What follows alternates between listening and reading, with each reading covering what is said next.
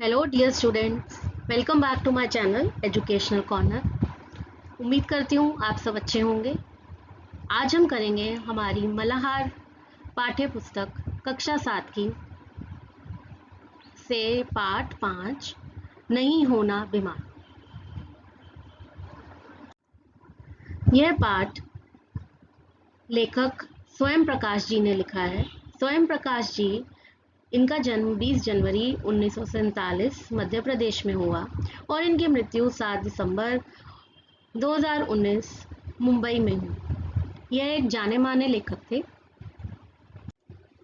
इन्होंने हिंदी साहित्य में खूब नाम कमाया। इनकी कुछ मुख्य रचनाएं थी जलते जहाज पर, ज्योति रथ के सारथी, उत्तर जीवन की कथा आदि। जैसा कि पाठ का नाम आपको पता लग रहा है, नहीं होना बीमार, तो यह पाठ जो है, यह पाठ लेखक ने अपने बारे में, अपने अनुभव के बारे में हमें यहाँ पर उन्होंने हमसे अपना अनुभव एक शेयर किया है इस पाठ के ज़रिए। नहीं होना बीमार, जैसा कि आप सब ही बच्चे हैं, तो कई बार ऐसा होता है कि हमारा मन नहीं करता कि हम स्कूल जाएं। ठीक है, तो उस समय हम क्या करते हैं, उस समय हम कोई ना कोई बहाना मार देते हैं। कई बार हम बहाना मार देते हैं, कई बार सच में भी होता है, बट कई बार हम बहाना मार देते हैं कि हमें स्कूल नहीं जाना, हमारी तबीयत खराब है, या हमारे पेट में दर्द है, या हमारे को और कोई दिक्कत है। ठीक है, तो इसी तरह से लेखक ने भी कुछ ऐसा ही किया और इस पाठ का नाम रखा गया नहीं होना बीमार। तो आइए हम इस पाठ को पढ़ते हैं। पाठ पढ़ने से पहले हम लेखक से परिचय करते हैं। लेखक से परिचय। लेखक का नाम है स्वयं प्रकाश, जो मैंने आपको बताया कि हिंदी के जाने माने लेखक थे। उनकी कहानियाँ बच्चों और बड़ों के दिलों को छू जाती हैं। स्वयं प्रकाश की कहानियाँ पढ़ते हुए लगता है मानो वे हमारे ही जीवन की कहानियाँ हैं, हमारे ही अनुभव उन्होंने लिख दिए हैं। ठीक है, तो स्वयं प्रकाश जी जो हैं वो हिंदी के जाने मानी एक लेखक थे और इनकी जो कहानियाँ थी ना, वो बच्चों को, बड़ों को, सबको ही पढ़ने में बहुत अच्छी लगती थी। वो ऐसी कहानियाँ लिखते थे कि वह उससे हमें कुछ ना कुछ शिक्षा मिलती थी। और इनकी जो इनकी कहानियाँ हैं, वो ऐसा लगता था पढ़ते हुए कि मानो वो कहानियाँ हमारे जीवन के बारे में ही हैं और उन्होंने हमारे जीवन के ही अनुभव या एक्सपीरियंस जो है उसमें लिख दिए हैं। उन्होंने बच्चों के लिए कई मनोरंजक कहानियाँ लिखी हैं, जिनमें उनकी साहसिक कारनामे, मित्रता और जीवन के छोटे छोटे लेकिन महत्वपूर्ण पहलुओं को बड़ी रोचकता से प्रस्तुत किया गया है। तो उन्होंने बच्चों के लिए कई मनोरंजक एंटरटेनमेंट वाली स्टोरीज लिखी, कहानियाँ लिखी, जिसमें उन्होंने साहसिक कारनामे, जो साहस की बातें, बहादुरी की बातें, मित्रता पे, जो हमारे मित्र होते हैं उनके ऊपर, मित्रता पे, फ्रेंडशिप पे, और जीवन के और भी महत्वपूर्ण चीज़ें, उनके बारे में उन्होंने लिखा और उसको बड़े ही अच्छे तरीके से, अच्छे ढंग से हमें प्रस्तुत किया है। स्वयं प्रकाश की कहानियों की विशेषता यह है कि उन्हें पढ़ते समय ऐसा लगता है जैसे कोई पुराना मित्र बातें कर रहा हो। तो स्वयं प्रकाश जी जब कहानियाँ जो उन्होंने लिखी, तो जब हम उन कहानियों को पढ़ते हैं ना, तो हमें ऐसा लगता है कि जैसे हमारे से कोई एक पुराना हमारा मित्र बातें कर रहा है, क्योंकि उसको वो जो कहानियाँ लिखते हैं ना, वो ऐसा लगता है कि वो हमारे ही अनुभव की बातें हो रही हैं, जो हमारे जीवन में घट रहा है उसी की वो बातें कर रहे हैं। उनकी कहानियाँ न केवल मनोरंजन करती हैं, बल्कि सोचने समझने के लिए नई दिशाएं भी देती हैं। तो उनकी जो कहानियाँ हैं वो हमारे लिए एक एक सिर्फ एंटरटेनमेंट के लिए नहीं कि हम उसको पढ़ रहे हैं, कि हमें मनोरंजन के लिए हम पढ़ रहे हैं, ऐसा नहीं है, बल्कि उससे हमें नई चीज़ें सीख भी मिलती है, शिक्षा भी मिलती है, सोचने समझने की नई दिशाएं भी मिलती हैं। मात्रा और भार, अगली किताब, ज्योति रथ के सारथी, फिनिक्स आदि उनकी कई रचनाएं हैं। तो इनकी कुछ प्रमुख रचनाओं के नाम यहाँ दिए हैं: मात्रा और भार, अगली किताब, ज्योतिरथ के सारथी, फिनिक्स। ये रचनाएं जो हैं ये सब स्वयं प्रकाश जी ने लिखी। तो आइए हम पढ़ते हैं अब ये कहानी। नहीं होना बीमार, पाठ 5। यह है हमारी मल्हार पाठ्य पुस्तक कक्षा 7। एक दिन मुझे साथ लेकर नानी जी हमारे पड़ोसी सुधाकर काका को देखने गए, जो बीमार थे। वे अस्पताल में भर्ती थे। अस्पताल जाने का यह मेरा पहला अवसर था। ठीक है, तो यहाँ पर कुछ शब्दार्थ भी हैं। ठीक है, शब्दार्थ पहला है अवसर। अवसर का अर्थ होता है मौका।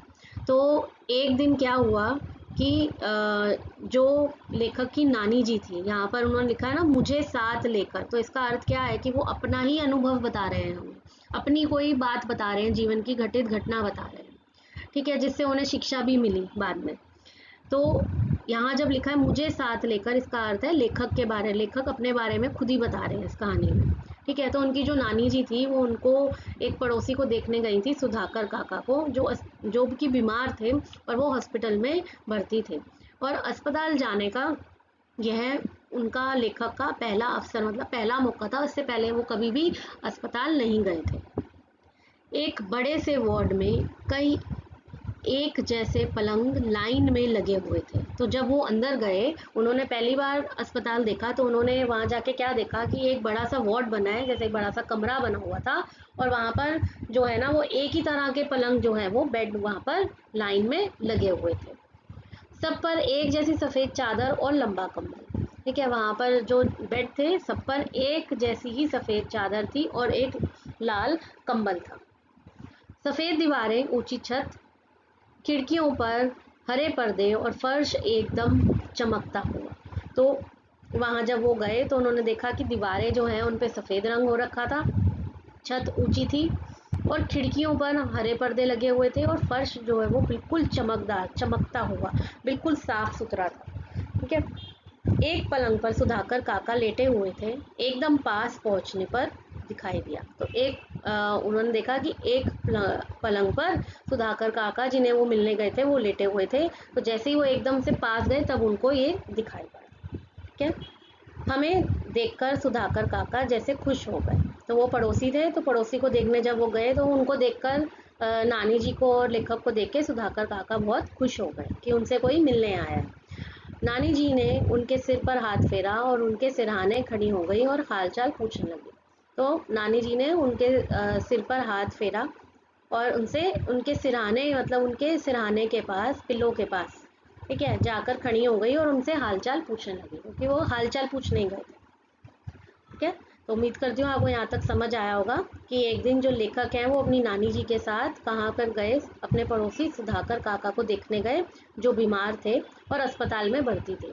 तो लेखक का ये पहला मौका था या पहला अवसर था अस्पताल जाने का। अस्पताल जाते ही, अंदर पहुंचते ही लेखक ने कुछ चीज़ें जो है वो देखी।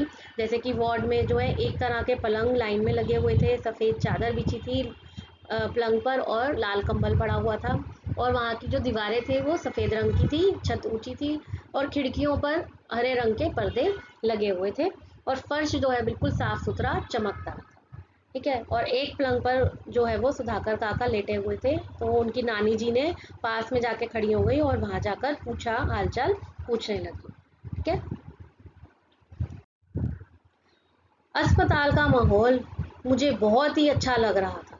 बड़ी बड़ी खिड़कियों के पास हरे हरे पेड़ झूम रहे थे। ना ट्रैफिक का शोरगुल, ना धूम, ना मच्छर मक्खी, सिर्फ लोगों के धीरे धीरे बातचीत करने की धीमी धीमी गुनगुन, बाकी एकदम शांति। तभी सफेद कपड़ों में एक नर्स आई। नर्स ने नानी जी को देखकर अभिवादन से सिर हिलाया।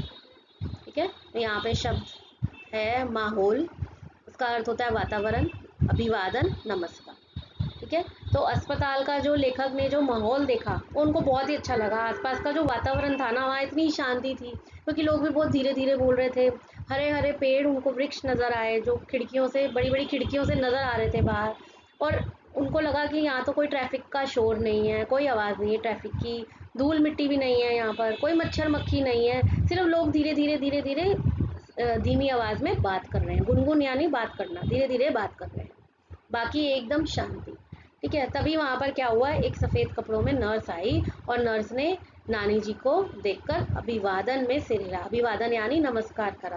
ठीक है, जब हम किसी को स्नेह पूर्वक नमस्कार करते हैं, ठीक है, रिस्पेक्टफुल हम किसी को कोई नमस्कार करते हैं, जब उसको हम बोलते हैं अभिवादन करना।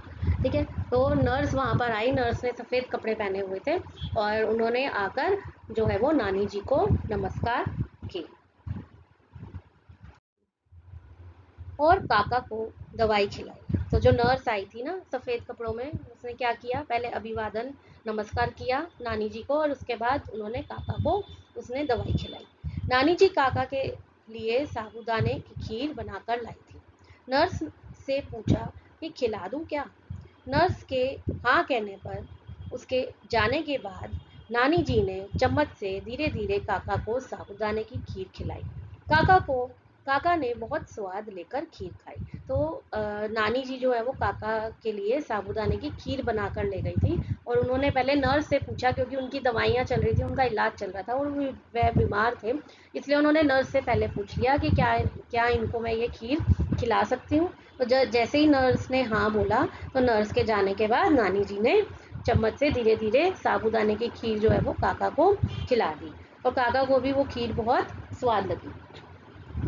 क्या ठाठ हैं बीमारों के भी, मैंने सोचा। ठाठ से साफ सुथरे बिस्तर पर लेटे रहो और साबूदाने की खीर खाते रहो। काश सुधाकर काका की जगह मैं होता, मैं कब बीमार पड़ूंगा। तो अब लेखक को क्या लगा कि यहाँ तो बहुत ही ठाठ है, बहुत ही ऐशो आराम है यहाँ पर बहुत। क्योंकि बीमारों के लिए क्या है कि साफ सुथरे, उनको लगा कि साफ सुथरे बिस्तर पर लेटे रहो और साबूदाने की खीर खाते रहो। काश ऐसा होता कि सुधाकर काका की जगह मैं होता और मैं बीमार पड़ गया होता, पर मैं बीमार कब पड़ूंगा, क्योंकि वो बच्चे थे, उनको नहीं मालूम था कि बीमार पड़ना अच्छा नहीं होता। ठीक है, इसलिए उनको ये लग रहा था कि बीमार होने के बहुत फ़ायदे होते हैं, इसलिए उनको लगा कि शायद मैं साफ सुथरे बिस्तर पर लेटा रहूँगा, साबूदाने की खीर खाता रहूँगा, तो काश मैं बीमार हो जाता। कुछ रोज़ बाद एक दिन मेरा स्कूल जाने का मन नहीं किया। मैंने होमवर्क भी नहीं किया था। स्कूल जाता तो ज़रूर सज़ा मिलती। मैंने सोचा बीमार पड़ने के लिए आज का दिन बिल्कुल ठीक रहेगा। चलो बीमार पड़ जाते हैं। ठीक है, तो कुछ रोज़ बाद मतलब कुछ दिन बाद क्या हुआ, लेखक का स्कूल जाने का मन नहीं किया। जैसे हमारा कई बार मन नहीं करता ना, कई बार होता है हमारा कोई ऐसा पीरियड होता है, जैसे कि इंग्लिश का हो गया, मैथ्स का हो गया, जो हमें समझ नहीं आता या जो हमें अच्छा नहीं लगता।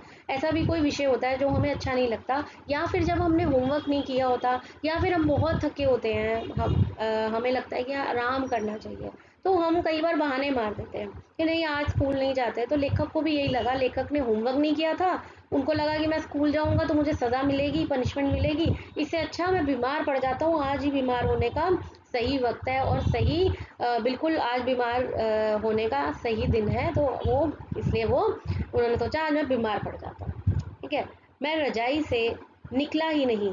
नानी जी उठाने आई तो मैंने कहा मैं आज बीमार हूँ। ठीक है, वो रजाई में सो रहे थे, तो रजाई से बाहर ही नहीं आए, और नानी जी जब उठाने आई तो उन्होंने क्या बोला कि मैं आज बीमार हूँ। क्या हो गया? मेरे सिर में तो दर्द हो रहा है, पेट में पेट भी दुख रहा है और मुझे बुखार भी है। तो नानी जी को टेंशन हो गई, उन्होंने पूछा क्या हुआ? तो लेखक ने बोला कि एक तो मेरे सिर में दर्द हो रहा है, पेट भी दर्द हो रहा है और साथ में बुखार भी है। नानी जी चली गई। मैं रजाई में पड़ा पड़ा घर में चल रही गतिविधियों का अनुमान लगाता रहा। ठीक है, तो यहाँ पे कुछ शब्द हैं, गतिविधियाँ यानी क्रिया, कलाप, अनुमान यानी अंदाजा। ठीक है, तो जब लेखक ने ऐसा बोला मेरे सिर में दर्द है, पेट में दर्द है, बुखार भी है, तो नानी जी वहाँ से चली गई, और जो लेखक है वो रजाई में पड़े पड़े गतिविधियों का अनुमान लगाता रहा, यानी कि जो भी काम हो रहे थे ना घर में, उनका अनुमान अंदाजा लगाता रहा कि अभी ये हो रहा होगा, वो हो रहा होगा। जैसे हम भी कभी सो रहे होते हैं, बट हम इतनी नींद में नहीं होते, तो हमें भी अंदाजा होता है कि अभी 8 बजे हैं तो अभी शायद मम्मी जो है वो खाना बना रही होगी, और अभी 9 बजे हैं तो अभी शायद हो सकता है मम्मी ये कर रही होंगी। तो हम क्रियाकलाप जो है वो घर में काम होते हैं, उनका हम अंदाज़ा लगाते रहते हैं कि शायद ये काम हो रहा होगा। तो वो भी रजाई में पड़े हुए थे और वो घर के जो भी काम हो रहे थे उनका अंदाज़ा लगा रहे थे। अब छोटे मामा नहाकर निकले। अब कुसुम मौसी रोज़ की तरह नाश्ता छोड़कर कॉलेज बस पकड़ने भागी। अब मुन्नू अपना जूता ढूंढ रहा है। अब छोटे मामा ने साइकिल उठाई और अब सब चले गए। अब घर में मैं अकेला रह गया। ठीक है, तो जो गतिविधियां रोज होती हैं, जो क्रियाकलाप, जो काम होते हैं, वो अंदाजा लगा रहे थे कि छोटे मामा जो है वो नहाकर निकले, कुसुम मौसी जो रोज की तरह नाश्ता जो है छोड़कर कॉलेज की बस पकड़ने भागी, मुन्नू जो है वो जूता ढूंढ रहा होगा, ठीक है, वो जूता ढूंढ रहा था और छोटे मामा जो है वो साइकिल उठाई और अब सब घर से चले गए और लेखक जो है वो घर में अकेले रह गए। पता नहीं कब झपकी सी आ गई।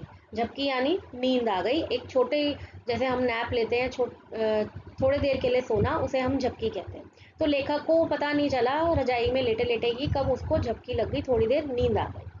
तभी नानी जी आई। क्या हो गया, क्या हो गया? फिर नानी जी दोबारा आई और उन्होंने पूछा क्या हो गया?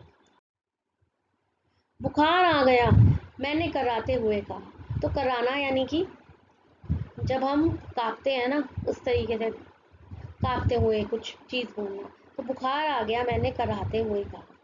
देखे, नाना जी ने रजाई हटाकर मेरा माथा छुआ। तो अब नाना जी जो है उन्होंने क्या किया?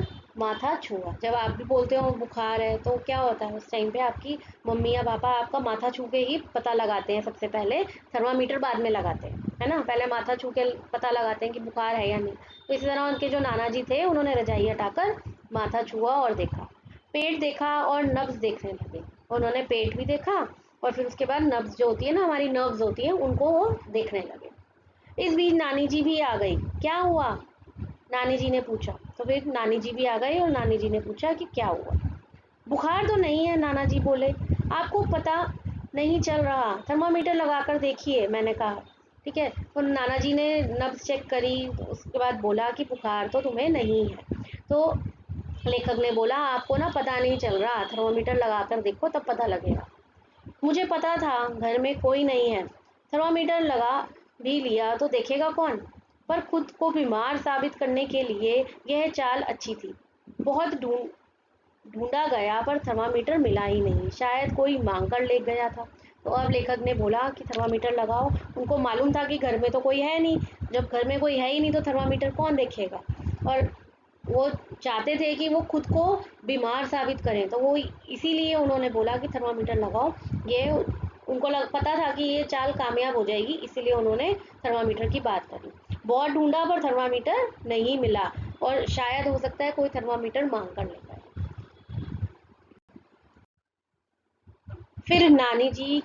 फिर नाना जी की आवाज़ आई, ले पुड़िया खा ले। ना चाहते हुए मुझे कड़वी पुड़िया खानी पड़ी और काढ़े जैसी चाय पीनी पड़ी। फिर नाना जी बोले, आज इसे कुछ खाने को मत देना, आराम करने दो, शाम को देखेंगे। ठीक है, तो नाना जी ने आवाज़ लगाई कि ये पुड़िया खा लें। और पुराने ज़माने में लोग जो दवाइयाँ देते थे ना, वो पुड़िया मतलब एक कागज़ की जो है कागज़ में दवाई डालकर दे देते थे, तो वो एक पुड़िया बन जाती थी। तो इसी तरह से नाना जी ने एक पुड़िया दी, कागज़ में दवाई डाल के दी कि इसको खा ले। ना चाहते हुए भी वो कड़वी दवाई जो है लेखक को खानी पड़ी और काढ़े जैसी चाय भी पीनी पड़ी। काढ़ा भी थोड़ा सा टेस्ट जो है ना खारा और कड़वा होता है, तो वो चाय भी उनको पीनी पड़ी क्योंकि उन्होंने अपने आप को क्या बताया था कि मैं बीमार हूँ। फिर नाना जी ने क्या बोला नानी को कि इसको कुछ खाने को मत देना, आज पूरा दिन इसे आराम करने दो, शाम को देखेंगे। दोनों चले गए। मैं पता नहीं कब नींद में गुड़ुक हो गया, मतलब फिर से वो नींद में विलीन हो गए, यानी कि नींद में मतलब सो गए। कोई नहीं पता लगा कि लेखक को फिर से नींद आ गई। कुछ देर बाद जब मेरी आंख खुली, मुझे बड़ी तेज इच्छा हुई कि इसी समय बाहर निकलकर दिन की रोशनी में अपनी गली की चहल पहल देखा जाए कि चंदू भाई ड्राई क्लीनर क्या कर रहे हैं, तेज राम की दुकान पर कितने ग्राहक बैठे हैं। ठीक है, तो कुछ समय बाद जब आप रजाई में काफ़ी टाइम तक सोए रहते हो ना, या बेड पर लेटे रहते हो काफ़ी टाइम तक, उसके बाद आप थोड़ा सा थक जाते हो लेटे लेटे, तो आपको लगता है कि चलो मैं बाहर बालकनी में जाके खड़े हो जाऊं या लॉबी में चला जाऊं या नीचे चला जाऊं, है ना? इसी तरह से उनको, जो लेखक है उनको भी यही लगा। काफ़ी देर से वो लेटे हुए थे, जब उनकी आँख खुली थोड़ी देर नींद करने के बाद उनको लगा, उनकी इच्छा हुई, बहुत तीव्र इच्छा हुई कि वो गली में जाके चहल पहल देखें कि लोग क्या कर रहे हैं। और देखा जाए कि चंदू भाई आसपास के जो उनके जो आसपास की जो दुकानें थी पास में, कि चंदू भाई ड्राई क्लीनर क्या कर रहे हैं और तेज राम की दुकान पे कितने ग्राहक हैं, महेश घी सेंटर ने मलाई का भगोना आँच पर चढ़ाया या नहीं, और टेलीफोन की तारों पर कितनी चिड़ियाँ बैठी हैं। ठीक है, तो जो महेश भाई की जो दुकान थी वो मलाई का भगोना भगोना होता है बर्तन, तो वो भगोना मलाई का बर्तन उन्होंने आँच पर चढ़ाया, आँच मतलब कि गैस पर चढ़ाया या नहीं। टेलीफ़ोन की तारों पर चिड़िया कितनी बैठी हैं, लेकिन मजबूरी थी, चाहे जितनी ऊब हो, लेटे ही रहना था। अब उनकी मजबूरी ये थी कि वो उन्होंने बहाना मारा था कि मैं बीमार हूँ, इसलिए मजबूरी थी, इसलिए वो वहाँ से उठ नहीं पाए। चाहे जितनी भी ऊब हो, मतलब बोरियत हो उनको, पर वहाँ लेटे रहना ही था। कुछ देर इधर-उधर की, स्कूल की, दोस्तों की बातें सोचता रहा। फिर लेटे-लेटे पीठ दुखने लगी तो उठकर बैठ गया, लेकिन बाहर कुछ आहट होते ही फिर से लेट गया। ठीक है? तो पहले तो वो इधर-उधर की बातें जो हैं वो सोचते रहे, स्कूल की बातें सोचने लगे, फिर दोस्तों की बातें सोचने लगे, फिर लेटे-लेटे जब उन्हें लगा कि उनकी पीठ दुखने लगी है, थक गए थे लेटे-लेटे, पीठ दर्द होने लगी थी, तो वो उठकर बैठ गए। जब वो उठकर बैठे तो एकदम से आहट हुई, यानी कि थोड़ी सी आवाज आई कुछ, और वो आहट होते ही फिर से लेट गए। नाना जी आए, बोले अब कैसा है सिर दर्द? मैंने कहा ठीक है। फिर फिर भी एक पुड़िया और खिला गए। तो नाना जी ने फिर क्या किया, नाना जी जैसे ही आए उन्होंने पूछा कि तुम्हारा सर दर्द अब कैसा है? तो लेखक ने बोला कि अब तो ठीक है, पर फिर भी ज़बरदस्ती वो पुड़िया जो है, पुड़िया क्या है, वो कागज़ की पुड़िया होती थी, उसमें कागज़ में दवाई डाल के देते थे। तो पुड़िया फिर से दोबारा से खिला गए। अचानक मुझे भूख सी लगी। फल या साबूदाने की खीर मिलने की उम्मीद की तो सुबह ही हत्या हो चुकी थी। अब नाना जी से जाकर कहूँ कि भूख लग रही है तो वे क्या करेंगी? अब क्या हुआ, अचानक से उनको भूख लगी। उन्होंने कहा अगर मैं फल की बात करूँ या साबूदाने की खीर की उम्मीद की बात करूँ कि मेरे को मिल जाएगी, तो सुबह ही हत्या हो चुकी है, मतलब सुबह ही मैंने ऐसा बोल दिया कि पेट दर्द है, तो इसलिए मेरे को अब मिलेगा ही नहीं। और नानी जी से जाकर कहूँ कि भूख लगी है तो वो क्या क्या करेंगी? ज़्यादा से ज़्यादा यही कि दूध पी ले, वो कहेंगी दूध पी ले, या नाना जी से पूछने चली जाएंगी। वह कह रहे थे, वो कह रहा है भूख लगी है, और फिर नाना जी क्या कहेंगे? वही जो सुबह कह रहे थे, तबीयत ढीली हो तो सबसे अच्छा उपाय है भूखे रहना, इससे सारे विकार निकल जाते हैं।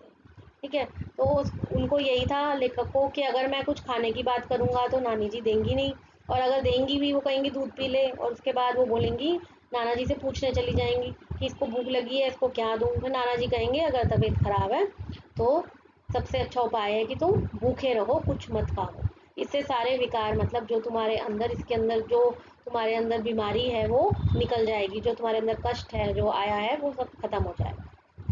क्या मुसीबत है, पड़े रहो, आखिर कब तक कोई पड़ा रह सकता है? इससे तो स्कूल चला जाता तो ही ठीक रहता, सज़ा मिलती तो मिल जाती।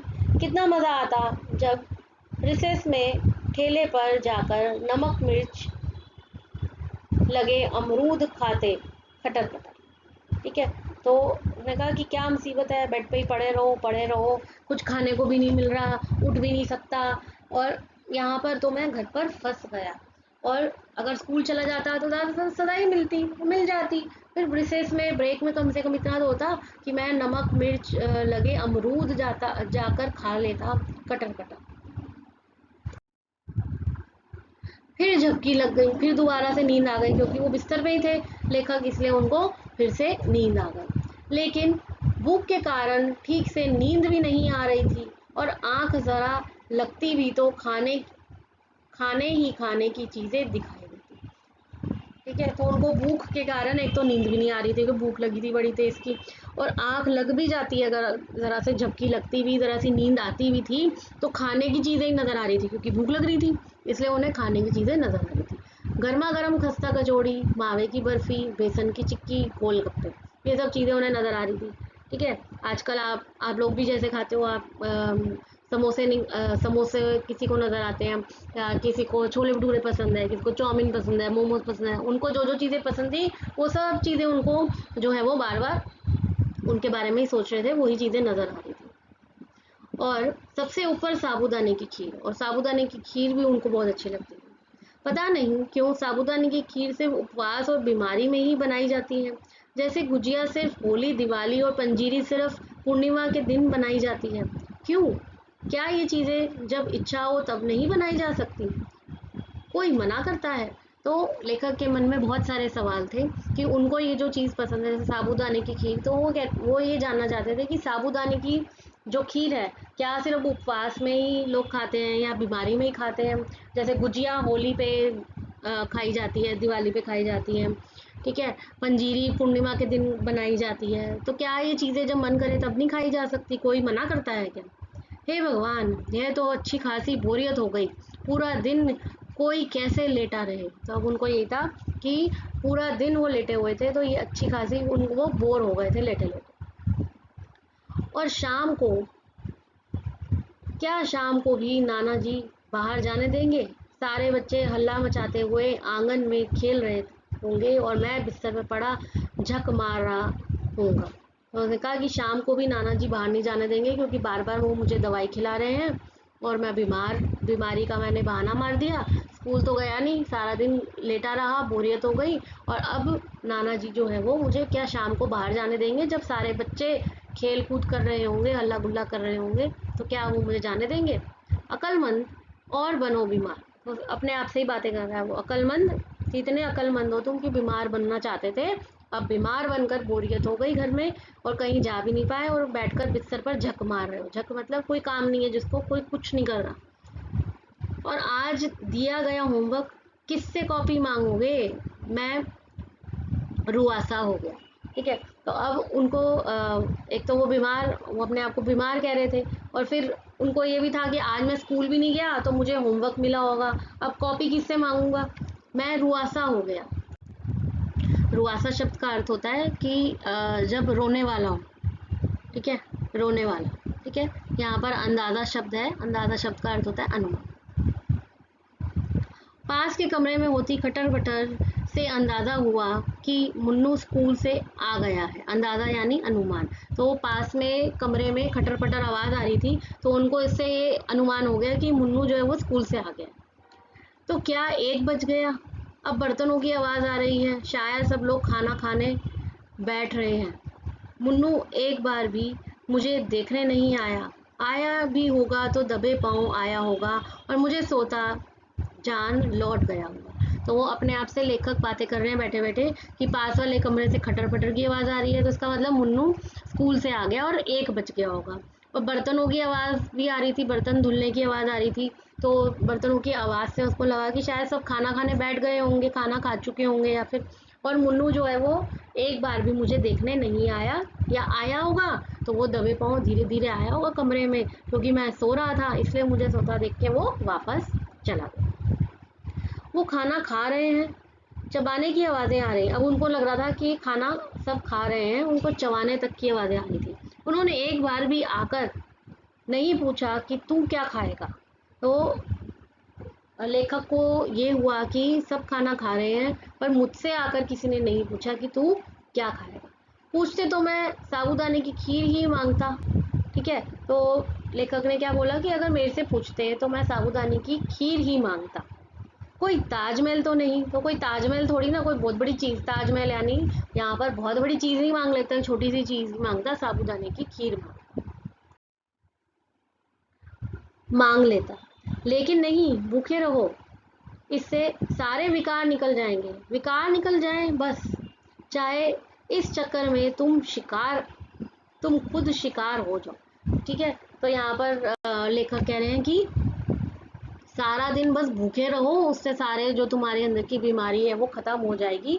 नाना जी ने यही बोला था कि सारा दिन भूखे रहोगे ना तो तुम्हारे अंदर की जो बीमारी है वो पूरी तरह से खत्म हो जाएगी। आज क्या खाना बना होगा? अब वो यही सोच रहा है, क्योंकि दिमाग खाने में लगा है और भूख लगी है बड़ी तेज की, तो दिमाग में बार बार खाने से रिलेटेड ही क्वेश्चन आ रहे हैं। खुशबू तो दाल चावल की आ रही है, उनको लगा कि शायद दाल चावल बने। अरहर की दाल में हींग जीरे का बखार यानी तड़का, और ऊपर से बारीक कटा हरा धनिया और आधा चम्मच देसी घी। फिर उसमें उन्होंने नींबू निचोड़ा होगा थोड़ा सा, इस बीमार को भी दे दो कोई। अब यहाँ पर लेखक अपनी बात कर रहे हैं खाने की, कि भी उनको खुशबू आ रही थी कि खाने में शायद दाल चावल बना है। बखार शब्द का अर्थ है तड़का, तो दाल चावल बने, अरहर की दाल में हींग जीरे का तड़का लगा है, ठीक है। बखार यानी तड़का, और उस पर ऊपर से हरा धनिया कटा हुआ और आधा चम्मच देसी घी, और फिर नींबू निचोड़ा हुआ, तो उनके मुंह में पानी आ गया और उनका चाहे इस बीमार को भी कुछ दे दो, लेकिन खुशबू तो किसी और चीज़ की है। क्या हरी मिर्च तली गई है, उसे दाल चावल में मसल कर खा रहे हैं। अब उन्हें और भी चीज़ की खुशबू आ रही थी कि शायद हरी मिर्च को जब तला जाता है तो एक तरह की खुशबू आती है, तीखी सी खुशबू आती है। तो उनको लगा शायद कि लेखक को ये लगा कि हरी मिर्च को भी तला गया है, और लेखक को लगा कि वो दाल चावल में मसल कर हरी मिर्च को खाया जा रहा है। जब रहा नहीं गया तो मैं रजाई फेंक कर खड़ा हो गया, दबे पांव दरवाजे तक गया और चुपके से झांक कर देखा।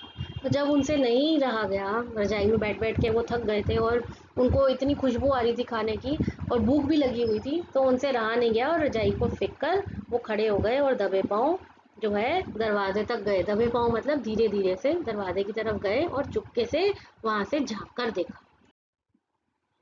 हाँ, दाल चावल तली हुई हरी मिर्च, अब वो सारी बात सच हो गई जो उनको पता था। दाल चावल भी बने थे, तली हुई हरी मिर्च भी थी। यहाँ पर शब्द अर्थ है हाथ सानना, यानी किसी गीली वस्तु से हाथ गंदे करना। लेकिन मुन्नू आम चूस रहा था। आम इस मौसम में जरूर बम्बई वाले चाचा जी ने भेजे होंगे। कैसे चूस रहा है, पूरी गुठली मुंह में ठूसे जैसे आम कभी देखे ना हो। बुक्खड़ गई का, पूरा हाथ भी सान रहा है। ठीक है, तो ये झाँक कर देख रहे थे। उन्होंने पहले देखा कि दाल चावल बने हैं, तली हुई हरी मिर्च भी है, और मुन्नू जो है ना वो आम खा रहा था। अब उनको लगा कि आम जो है वो इस मौसम में ज़रूर उनके कोई चाचा जी जो बम्बई रहते थे, बॉम्बे रहते थे, मुंबई रहते थे, उन्होंने भेजे होंगे। और वो उसको हाथों से चूस चूस के खा रहा था, गुठली पूरे मुंह में डाली हुई थी। और वो लेखक जो है वो बाहर से देखते हुए कह रहे थे ऐसा लग रहा है जैसे इसने कभी आम नहीं देखे हैं, और भुक्खड़ है एक नंबर का, और हाथ पूरे सान रखे हैं, यानी कि हाथ जो है ना उन्होंने गंदे कर रखे थे। किसने? मुन्नू ने। आम खाते हुए हाथ पूरे गंदे कर रखे थे। सान रहा है यानी आम खाते हुए हाथ पूरे गंदे करे हुए थे। मैं जलन गुस्से और कुड़न में पाँव पटकता वापस बिस्तर में आ गया। तो लेखक जो है वो जलन की वजह से, जलन क्या है यहाँ पे, नहीं कि वो जल रहा था, उनको उनको जेलिसी हो रही थी। ठीक है, क्योंकि सब खाना खा रहे थे और वो मतलब वो पूरा जो दिन था वो भूखे रहे। गुस्सा भी आ रहा था, कुड़न भी बार बार कुड़ रहे थे अंदर ही अंदर। अब अपने आप को बोल रहे थे कि यार और बीमार हो, और अक्लमंद है तू, इतना भी अक्लमंद है कि तू बीमार होना चाहता था ना, ले बीमार हो जा। और इस वजह से वो कुड़न में थे। कुड़न में पाँव पटकता हुआ वापस बिस्तर पर आ गया। वो वापस बिस्तर पर आ गए। उस पूरे दिन मुझे भूखे पेट ही रहना पड़ा। सारे विकार निकल गए। ठीक है, तो जितने कष्ट थे, जितनी तकलीफ थी, जितनी बीमारी थी, वो सब निकल गई और पूरे दिन उन्हें भूखा ही रहना पड़ा। इसके बाद स्कूल की छुट्टी मारने के लिए मैंने बीमारी का बहाना कभी नहीं बनाया। तो इसके बाद स्कूल की छुट्टी के लिए लेखक ने आगे से कभी भी किसी भी बीमारी का बहाना नहीं बनाया। स्वयं प्रकाश। ये था हमारा पाठ, नहीं होना बीमार। पाठ के लेखक स्वयं प्रकाश जी ने हमसे अपना ही एक अनुभव जो है वो शेयर किया यहाँ पर, और हमें यह बताया कि हमें कभी भी झूठ बोलकर या बीमारी का बहाना बनाकर स्कूल से छुट्टी नहीं मारनी चाहिए। क्योंकि जिस प्रकार से उन्होंने झूठ बोला और फिर छुट्टी मारी, पूरा दिन भूखे रहे, क्या है, तो बाद में उनको पछतावा हुआ अपनी गलती का। तो हमें इस पाठ से यही शिक्षा मिलती है कि हमें कभी भी स्कूल से छुट्टी नहीं मारनी चाहिए झूठ बोलकर। ये बीमारी का बहाना करके हमें कभी भी स्कूल से छुट्टी नहीं मारनी चाहिए। इस पाठ में आपको मैंने लेखक से परिचय कराया, पाठ समझाया और साथ में शब्दार्थ भी समझाए। उम्मीद करती हूँ आपको ये पाठ समझ आ गया होगा। अब आपसे मैं मिलूँगी अपनी अगली वीडियो में इसके प्रश्न उत्तर के साथ। So keep watching and liking my videos. Thank you so much.